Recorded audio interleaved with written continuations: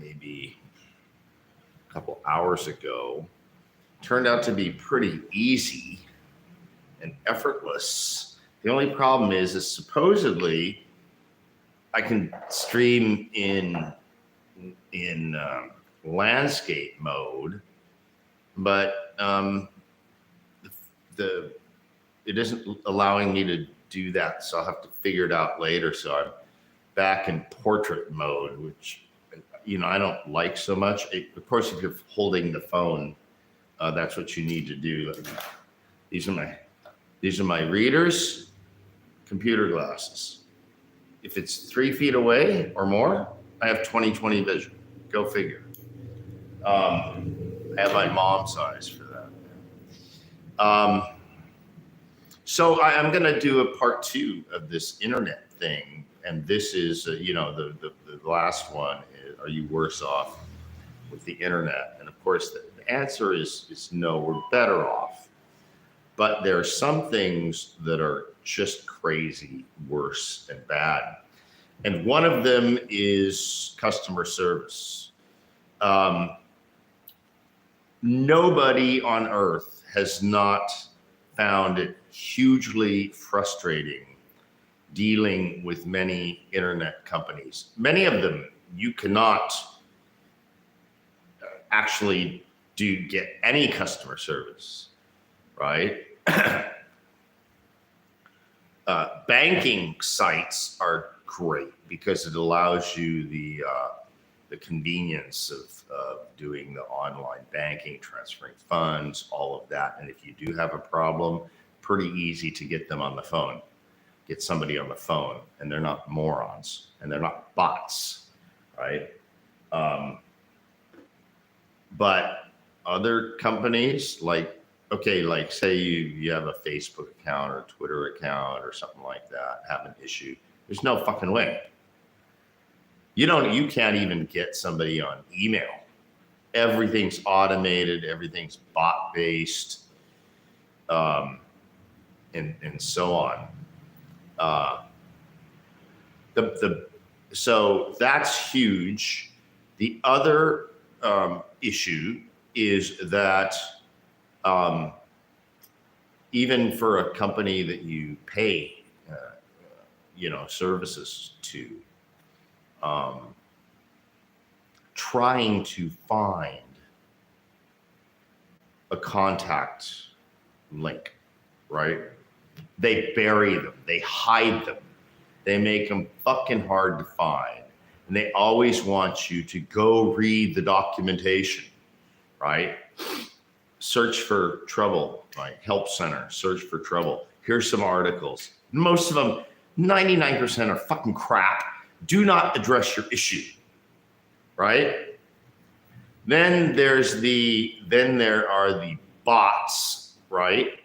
Some are not so bad, right? At least they will get you to a more relevant article. And I'm always willing to read the documentation, see how to figure it out, how to do stuff, right?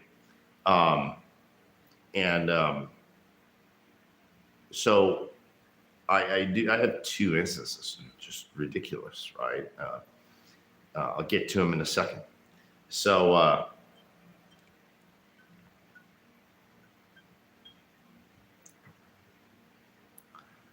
I do this. So you go in and you read some documentation. You read it thoroughly. Read everything that they have on the subject. You click the other links and see everything and and you're like, okay. So I have an exception. So it's something not covered, right? So finally it's like, okay, contact us. You put in a help request or trouble ticket or whatever you get. And what happens? Guaranteed, almost every fucking time. Someone contacts you back and they give you links to all the shit you've already read.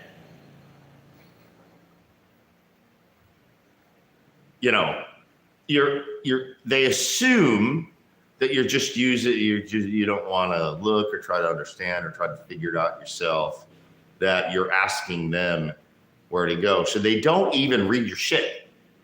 Because if they knew the documentation and they read what you put in, they'd see, oh, that's why, because what he's writing about, asking about, isn't covered in the documentation.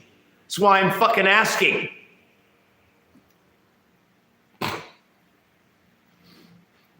So so then you have to go like through 2 or 3 cycles, right?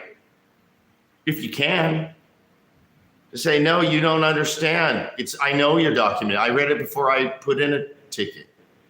It's not covered, right? So 2 instances. So there's one company, I'm doing some like a little bit of like consulting for online, and they have an interface and everything, and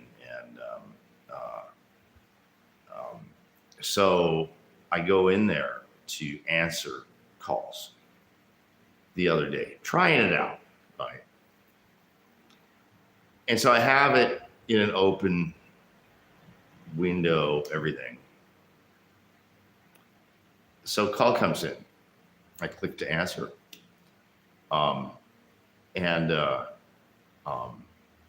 Boom, nothing. Happens again. Then I get an email from them saying, why aren't you answering calls? So I send in, I'm like, because it ain't working, right? Your what do I get back? Oh, here's the documentation you need to read, which I'd read thoroughly.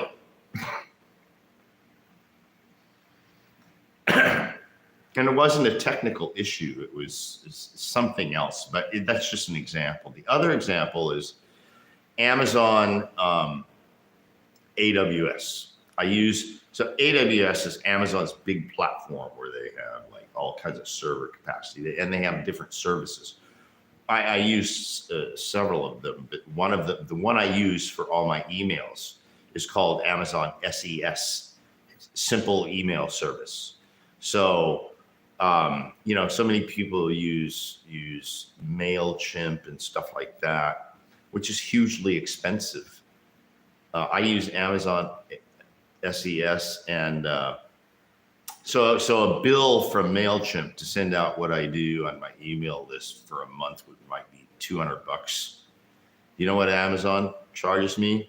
$10. Yeah. Problem is that I'm on a shared IP address. And so recently that IP address got blocked by all Microsoft properties, right? Hotmail, Live, Outlook, you name it, right?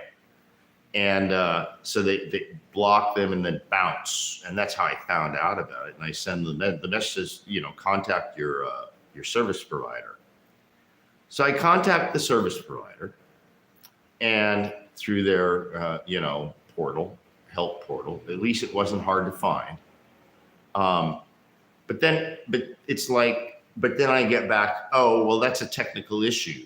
You have to pay. And I'm like, fuck off. I'm not getting services. It's a shared IP.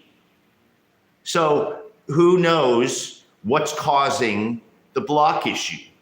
Whether it's one of the many others that you use the same IP to send out emails, or whether it's you yourselves. It's impinged upon you to find out why your IP address, not my IP address, your IP address is getting fucking blocked by Microsoft. Everything Microsoft. Fuckers. Yeah, they refer me to a fucking forum, right? Or to pay for technical support at $30 a month. Fuck off. I already pay for the service. You're not providing it fully. So fuck off, right? So tell you what, I think that's about it. Make it short this time. And just a rant about fucking lousy customer service. And that's one area where the internet makes us way worse off, and everybody knows it. Everybody feels it. Remember the days we could pick up a phone? You know, the worst thing was you had to go through the press 1, press 2. You still have to do that in some cases, right? You know, the tree on the phone. But at least you could talk to somebody, and you talk to people who dealt with your same kind of problems all the time. Generally speaking, before these last few years, I had good things with customer service. And because, you know, one thing I learned, okay, one little anecdote is that years ago, my ex-wife, she had an issue with the flight reservation or canceling it, or I can't remember what it was. I think it was with American Airlines, and she's on the phone with a customer service rep. And, you know how ranty I am and how volatile I can be, right? But in business matters, or if I'm on the phone with somebody and I need something from them, I have a thoroughly different behavior. And I hear back there getting frustrated and being snippy and blah, blah, blah, blah, blah. I told her, you're never going to get anywhere with that. You're on the phone with someone and you're trying to get them to do something, right? So the last thing you do is piss them off. You compliment them, you know. I get on, like sometimes I had a bank issue some weeks back, and I'm on the phone with some sweet lady in I think San Antonio or Florida or something like this, right? Sweet black lady, actually, you know, you can tell, right? And I just start off with, and you know, I'm just like buttering her up, and I'm like, I don't want to age you, but I'm guessing you're a grandmother. She's like, 4, right? So, you know, I had her eating out of my hand, because you just make the connection. Be nice. All right. Be nice.